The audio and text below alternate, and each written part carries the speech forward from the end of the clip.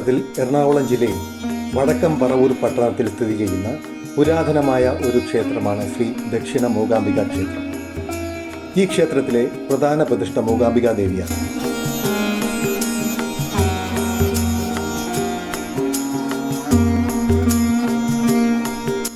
വടക്കൻ പറവൂരും സമീപ പ്രദേശങ്ങളും അടക്കി ഭരിച്ചിരുന്ന ഒരു തമ്പുരാൻ തികഞ്ഞ മൂകാംബികാ ഭക്തനായിരുന്നു.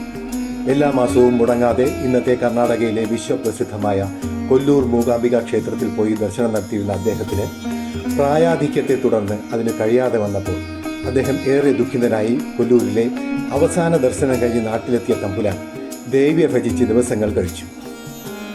ഒരു ദിവസം രാത്രിയിൽ അദ്ദേഹത്തിന് സ്വപ്ന ദർശനമുണ്ടായി. ഇനി ദേവിയെ കാണാൻ കൊല്ലൂരിലേക്ക് പോകണ്ടെന്നും പറവൂരിൽ കുടികൊള്ളാമെന്നും അരുളുന്നതായി അദ്ദേഹത്തിന് തോന്നി.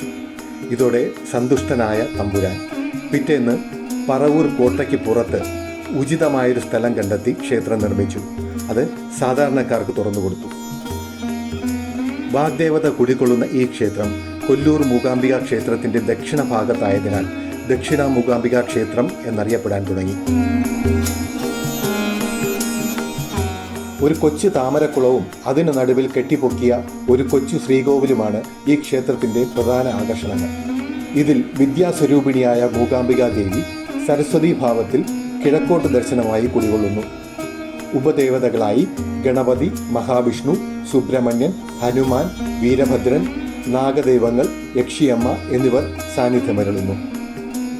മകരമാസത്തിലെ ഉത്രട്ടാതി നാളിൽ ആറാട്ടിനായി നടത്തുന്ന 10 ദിവസത്തെ കൊടിയേറ്റുത്സവവും കന്നിമാസത്തിലെ നവരാത്രിയുമാണ് പ്രധാന ആഘോഷങ്ങൾ.